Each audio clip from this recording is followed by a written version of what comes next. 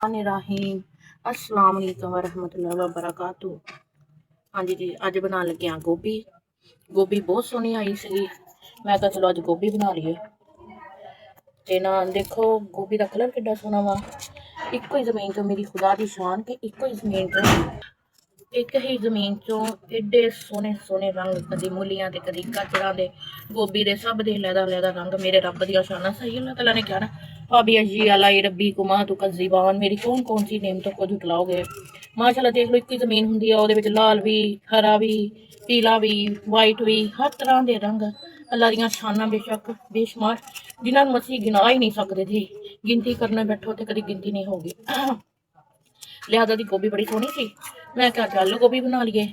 बड़ा दिल करता पिया सीगा।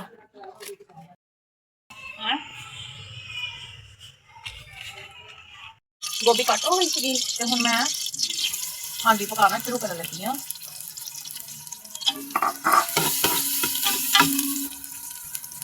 प्याज भुन लिए, लसन प्याज भुन लिए। अच्छा ना पता मैनू क्यों ना ज्यादातर सब्जियां च ना लसन प्याज नहीं अच्छा लगता, वो होंदा रहिंदा। मैं ना ज्यादा लसन कट के ही पाती हाँ क्योंकि जो सब्जी पकदी है तो लसन से मैल्ट हो जाता। बहुत कम होया कि मैं ना सब्जी च लसन कुट के पावा, मैं ऐसे कट के पाती। थोड़ी जी मेहनत ही कर ली है पर एक चीज़ ऐसा नहीं हो ना जी सारे घर वालों अच्छी लगे, हांडी का जायका अच्छा हो। साडा ना टेस्ट कलर रोशन अच्छा जी। लसन प्याज तकरीबन फ्राई हो गया है। एक मेरी गल जरूरी कि जिले असं सब्जी बना लगते हैं ना तो लसन प्याज में फ्राई नहीं करेगा, वो टेस्ट सब्जी में ना ज़्यादा आता टेस्ट। लसन प्याज बेसिक जो ना इन्ना की फ्राई करना। हम मैं डालती पई कोई मसाले, हल्दी पाती, नमक,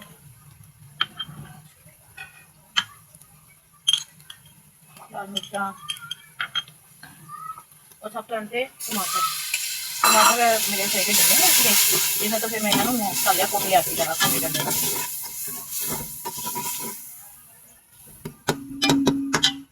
अच्छा हूँ ये करेंगे अद्धी चम्मच काली मिर्च क्योंकि गोभी बादी होंगी बहुत ज़्यादा गैस इसलिए तो थोड़े मसाले तेज ही डाल लिया।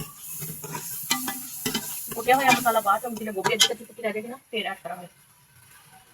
अदरक रह गया, अदरक रह गया। अदरक जो गोभी अद्धी कच्ची पक्की हो जाएगी ना फिर ऐड करूँगी ताकि इसका फायदा तो हो।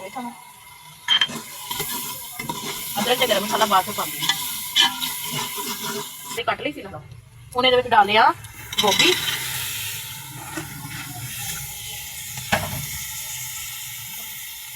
आलू। हुण जी इनू करदे आ मिक्स मिक्स मिक्स मिक्स।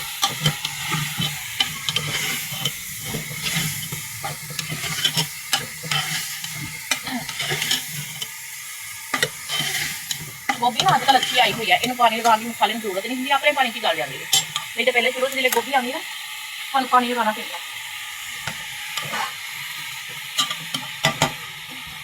और ना एक सब तो मेन गल जी बहुत ज्यादा लोगों को नहीं पता, गोभी जो भुन ली दी है ना गोभी से ढक्कन देना तो पूरा ढक्कन कभी भी नहीं देता क्योंकि गैसी होंगी है गोभी। ये जो असं पकाते हैं ना तो इन्हू हाफ ढक्कन दे के पकाई पूरा ढक्कन नहीं देगा कभी भी, इसलिए पक जाए। मैं हाफ ढक्कन जो पकाना जो अच्छी तरह पकन लग जाएगी फिर इन रख देंगे इंशाअल्लाह ताला। हम ये ना अदरक मिक्स कर लें जोड़ा कि साढ़े खाने बहुत ज़्यादा जरूरी है।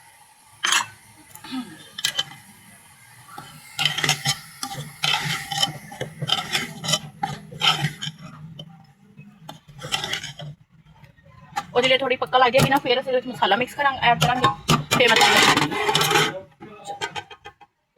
जी। हूँ असं गोभी तकरीबन अद्धी पक गई है, बल्कि अद्धी नालों ज़्यादा ही पक गई है ना। गरम मसाला पा रही हूँ, इन्ना हो जाएगा जी गोभी का टेस्ट दोबारा। ये हम सुटांगे थोड़िया हरिया मिर्चा,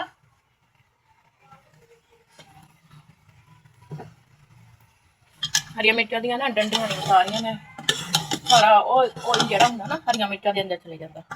फिर इसलिए ना किसी ने खानिया भी हो तो ऐसे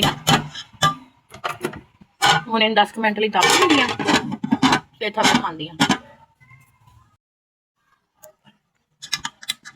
माशाल्लाह जी मेरी गोभी हो गई तैयार।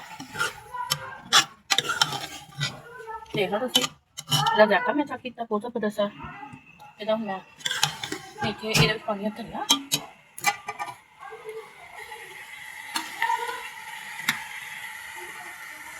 ਮੈਂ ਕਰ ਦਿੰਦੀ ਉਹਦੀ ਅੱਗ ਬੰਦ। गोभी में वैसे मैं चेक की थोड़ी बड़ा जबरदस्त टेस्ट बनया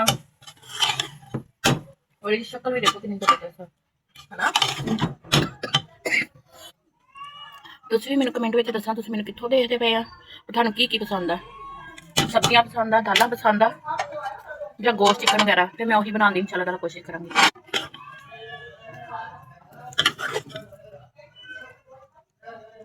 अच्छा ना शुक्र अल्लाह ताला ने बड़ी इज्जत दी है। मेरे खाने मेरे बच्चों या मेरे शौहर नहीं, मेरे घर वालों, मेरे ससुराल वालों सब बहुत पसंद है। अल्लाह का खास करम अल्हम्दुलिल्लाह। लो जी मेरी